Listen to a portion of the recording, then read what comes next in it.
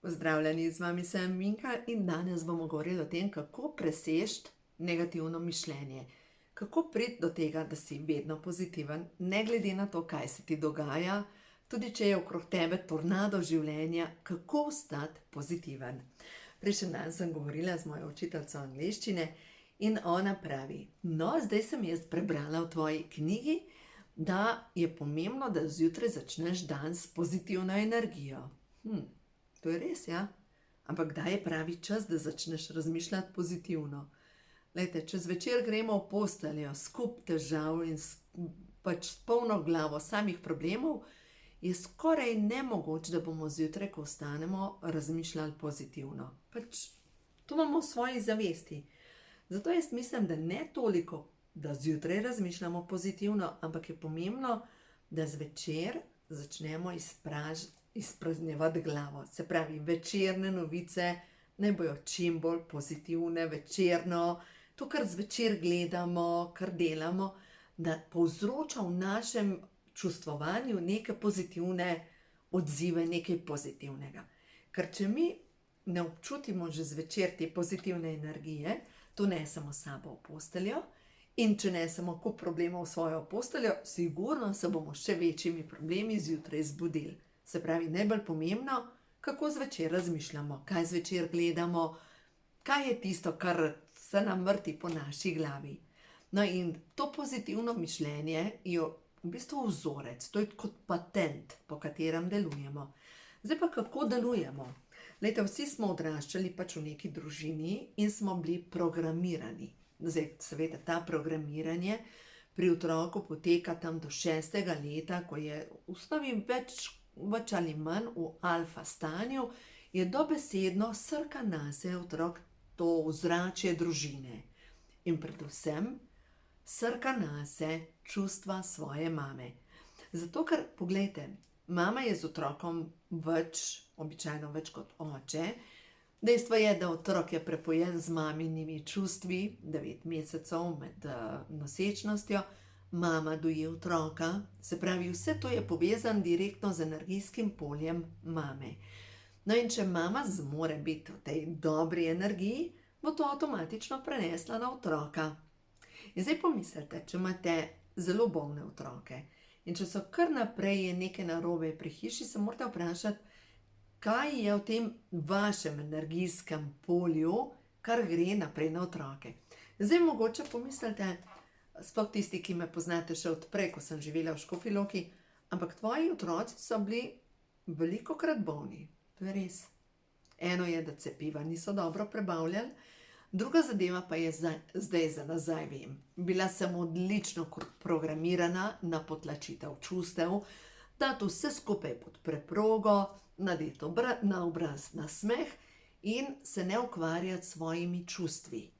In seveda, glejte, jaz imam mojega očeta neizmerno rada, ampak tudi neštetokrat sem pa slišala njegov stavek: če prideš v hiši kot ta mlada, bodi tiho in potrpi. Zaradi tebe ne smejo biti problemi pri hiši. In sem to vzela dobesedno. Se pravi, bodi tiho, potrpi, dovoljeno se je vse pritoževati in mlinčkati negativne zadeve, ampak naven, nasmeh na usta in je to to. In zdaj se vpraša človek, a je boljš, da potlačiš vsa čustva, ker to je pač programiranje na preživetje. A je boljš, da nisi programiran na to preživetje in na potlačevanje čustev? In kaj je boljš? No, v vsakem primeru, glejte, vsak starš dela najboljš, kar zmore narediti v svojem življenju. In zdaj, kako vi veste, kaj je vaš poglaviten program ali pa kaj je tisto, kar imate vi za presežiti? Je čisto preprosto. Poglejte osnovno čustvo vaših staršev, predvsem mame. In boste točno vedeli, kaj je vaša šola. Se pravi, če je vaša mama programirana bila na to, bodi tiho, potrpi, skloni glavo, igraj, ne vem, pridno punčko, ali pa to nisi dovolj pridna, ali pa priden, a ne? To pomeni, da imate vi v vašem življenju to za presežiti.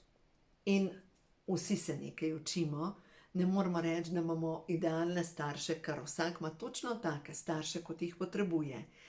in s točno tako lekcijo, kot jo naša duša želi narediti v našem življenju, tisti premik naprej. No, v glavnem, odprla se mi knjiga, Ko ima življenje žod, na strani 258 in v glavnem, začneš s tem, da pogledaš, katero je poglavitno čustvo vaše mame. Se pravi, mama, kaj je tisto čustvo, ki je zmerom ga nosila, in potem očeta. Naslednjo stvar pa potem pogledate pri sebi. Kaj je tisto, kaj tebe moti pri mami, pri očetu in pri sebi? In ko začneš to pisati na list papirja, dobiš točen odgovor, kaj imaš za presežiti v svojem življenju. Kaj je tisto, kar nekako konstantno daješ nekam pod preprogo in na dolgi rok ti povzroča težave. No, zdaj pa poglejmo težave. Kaj se zgodi? Zdaj pa poglejmo to, kar stranke, ki me kličejo. Oče je padel z lestve. Prišel je z bolnice, popolnoma sesut. In drug kolega, ne smemo v imenih, ampak poslušajte to, kaj se je zgodilo. Me kliče in pravi, padel sem po stopnicah, pristal sem na urgenci in pristal sem v bolnici.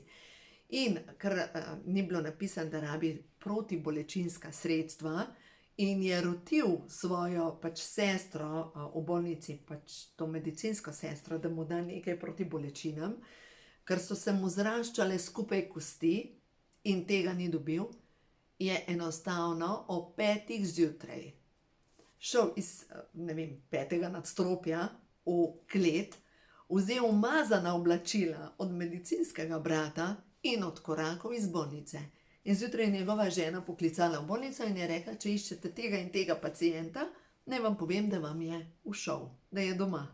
Potem, ko me je klical, je rekel, tako kot bi gledal film. In kaj je vprašal? Kaj on potrebuje za čim hitrejše celjenje, za čim hitrejšo obnovo in predvsem zato, da zrihta lobanjo možgane in da se čim boljš počuti. No in zdaj bi človek rekel, kaj rabim za možgane? To že vsi veste, ne? Omega 3, B vitamin, kalcij, to veste, ne? Pa C vitamin. To je osnovne zadeve, ki držijo možgane skupaj. V glavnem pri njemu sem pa rekla, občutim, da ti rabi za korensko čakro. Se pravi, vse, kar je zeleno, koprive, regrat, za čiščenje strupov iz telesa, po drugi strani pa kruciferus. Se pravi, to je pa prehransko dopolnilo iz brokolija, cvetače, zelje, repa in koleraba, vijolične barvila, zato da se poveča pretok po njegovih možganih. Notri je snov, ki se ji reče resveratrol, ki obnavlja možgane, in rdeča barvila, ki pa dovajajo energijo v korensko čakro. Ta rdeča barvila, to so karotenoidne snovi, pa vplivajo na to, da prirast novih celic, zdravih celic, da se ukrepi telo. V glavnem, on je to začel uporabljati, po 14 dneh mi napiše sporočilo, to tvoje deluje, res deluje. No in zdaj pomislite. Vsakič, ko imamo nek tak izziv, ko moramo nekaj presežiti, ko moramo mogoče neke vzorce presežiti, ali pa še bolj pomembno, strah pred avtoriteto, recimo v tem primeru. Če imate vi že iz otroštva nek vcepljen strah pred avtoriteto, da je bilo zmerom tako, da ko niste bili dovolj pridni, ste bili kaznovani, boste po vsej verjetnosti počepnili vsakič, ko bo neka avtoriteta rekla, tako mora biti. Kaj to pomeni? Nekdo, ki je v beli hali, je avtomatično avtoriteta. In se ne upate postaviti, čeprav veste, da mogoče bi bilo treba, drugo mnenje iskati, se postaviti za sebe, za svoje drage. Recimo, vsakič, ko nekdo, ki ima višjo izobrazbo od vas, nastopi, vi počepnete. Se pravi, to je vse povezano, veste, s katero čakro? Kaj brate? Korenska, ne upaš se postaviti v svojo moč in predvsem s čakro oziroma solarnim pleksusom. Se pravi, ne upaš izraziti tega, kar ti si. Spodaj vam bom dala povezavo, zadnjič sem objavila meditacijo za več samozavesti. To delam v okviru moje skupine, v četrtkih imam šolanje moje skupine in se vsak lahko priključi s tem, da postane član podjetja Neolife, da pač za sebe uporablja s 25% popustom prehranska dopolnila in to skupino učim, to je, a veste, kakšno vizijo imam? Jaz bom vzgojila novodobne zdravitelje. Ampak to ne pomeni, da bojo nekaj čarali, ampak nekdo, ki ima znanje. Znanje o hrani, znanje o čakrah, znanje tudi o energijskem telesu. Nekdo, ki zna iz narave pobrati to, kar je pomembno za naše zdravje. In če vas kliče, dobrodošli, pač napišite mi mail in vam bom že odgovorila. V glavnem gre se za to, da pri vsem skupaj, ko mi razumemo, da naše telo in naša zavest, to je vse med sabo povezano. Se pravi, če je moja mama zmerom vse dala pod preprogo, jaz ne bom upala nikdar se postaviti v svojo moč. Če je moja mama ves čas kritizirala sebe in druge, bom jaz kritizirala sebe in je tukaj preveč, tukaj premalo, tukaj je to, pač nekaj je zmerom narobe. No in kje vi potem začnete? Se pravi, če se vi začnete postavljati v svojo moč, da prvo napišete, kaj vam ni všeč. Se pravi, ni mi všeč od zdravja do katerih odnosov in tako naprej. In to napišete na en list papirja, na levo stran, in potem na desno stran papirja pa napišete vse to, kar si vi želite, oziroma kot pozitivno afirmacijo. Za primer, če imate recimo težave s koncentracijo, ali pa imate težave, ne vem, recimo, moti me slab odnos s partnerjem, recimo, kaj vi lahko spremenite v tem primeru, če vidite, da nikakor nikamor ne pridete z vašim partnerjem? Kaj pravite? Njega spremeniti? Misija nemogoče. Sebe spremeniti. Se pravi, gre se za to, da vi sebe začnete bolj ceniti, da vi izboljšate odnos sami s sabo. Zdaj pa kako to narediti? Pa smo spet na začetku zgodbe, kdaj začeti pozitivno razmišljati. Gledate samo tiste stvari, kar vam veča energijo. Se pravi, ne gledate vsake stvari, ki je na televiziji, ker to pronica vašo zavest. Izbirate filme, ki vam večajo pozitivno energijo, izbirate novice, ki vam večajo pozitivno energijo in tudi ljudi, ki vam večajo pozitivno energijo. In če kar naprej srečujete ljudi, ki na nek način zmečajo svoje smetje v vašo zavest, se pravi, da poslušate vse slabo, kaj se učite? No kaj? Reči ne. Reči, no ja, to sva že obdelala, pustiva. A mi lahko poveš kaj pozitivnega? In ponavadi ljudje, ki mečejo svoje smeti v vaša ušesa, bojo takrat, ko rečeš, a pa mi lahko poveš kaj pozitivnega, utihnejo. Ker se jim vrti po glavi samo negativno. Kaj je problem? Sami problemi.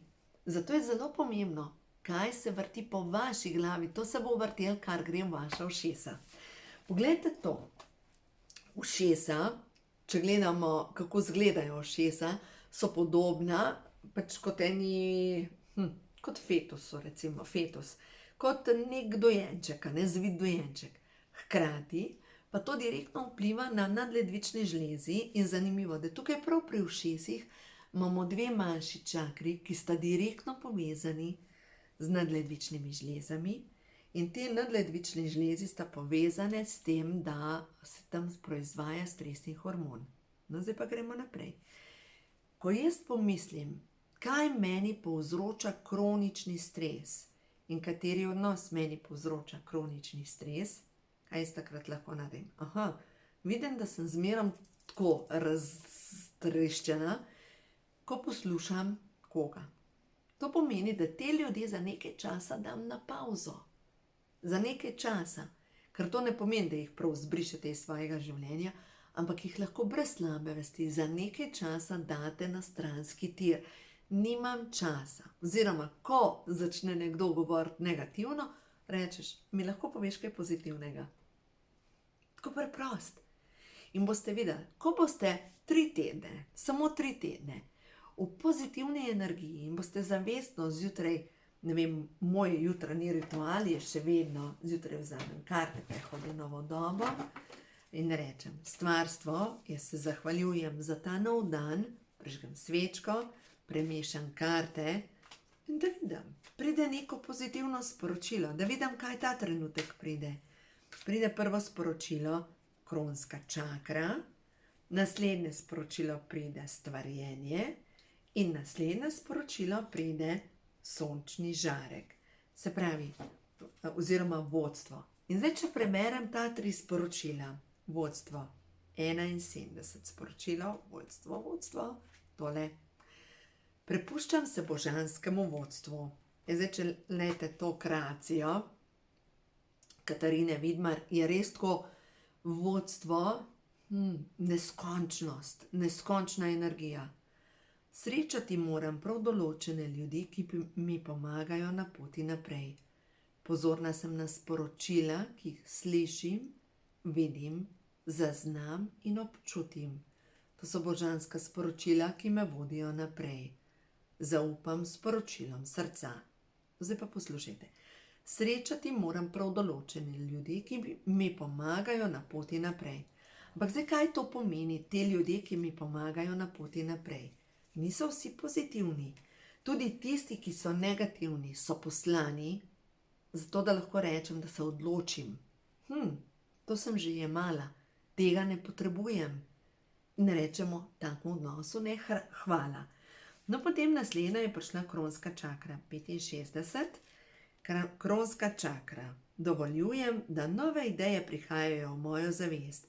Ko počistim vse zamere in vso bolečino, se iz mojega duha, ki se mi odpira kanal, iz svojega duha se mi odpira kanal, preko katerega sem ves čas v stiku z resnico. Stvarstvo pozna vse odgovore. In stvarjenje. 15. Jaz sem boginja. Jaz sem ženska, ki ustvarja. Jaz sem ljubezen, ki skozi svojo žensko milino sije na svet. Jaz sem mati, ki Bogu pomagam pri stvarjenju novega. Svet prežemam z milino, mehkobo in veseljem. Usklajena sem ženskim in moškim principom. Jaz sem plodnost in obilje. In prav ta plodnost in obilje, se pravi, jaz sem povezana s to energijo, to jaz sem. In zdaj vsakeč, ko pomislim, kdo jaz sem. Kdo jaz sem. A ne? In potem se nam vklopi, če nič ne počistimo, program mame in rečem, jaz moram biti tiho, sem sužna, sem služkinja, sem za vse sama in tako naprej. To je vloga žrtve. Poskusite 21 dni in zdaj se že umirja čas, narava se umirja in če imate ta trenutek veseli december, jaz vam priporočam, da ga malo umirite. Da boste tam po 6. januarju res zalaufali z novo energijo in boste videli, kaj se bo zgodilo. 21 dni poskusite razmišljati samo pozitivno, razmišljati, dajati pozornost dobrim novicam, ne vem, pogledati kakšno risanko mogoče, pogledati nekaj, kar vam veča energijo, boste videli, kako se bojo začele spremembe dogajati v vašem življenju in bo po novem letu prišlo novo obdobje, polno nove energije, polno pozitivne energije. Zato, ker ste se vi odločili, da bo zdaj res drugače. Ne? In zdaj, če gledamo na to, sem rekla na začetku, kdaj začeti pozitivno razmišljati? Zvečer je pomembno. Kdaj začeti planirati novo leto, ali pa čakati na, ne planirati, ustvarjati novo energijo za novo leto, da bo drugačno leto, kot je bilo letošnje. Zdaj decembra. Zdaj decembra naredite letošnje leto drugačno. Zaključite letošnje leto drugače. Pač, če delate eno in isto, ne morete pričakovati enakih rezultatov. Treba je nekaj drugače. Začnite umirjati življenje in boste videli več pozitivne energije, več pozitivnih novic. Drugače mora biti, kot da se v vašem življenju zgodi res nekaj pozitivnega.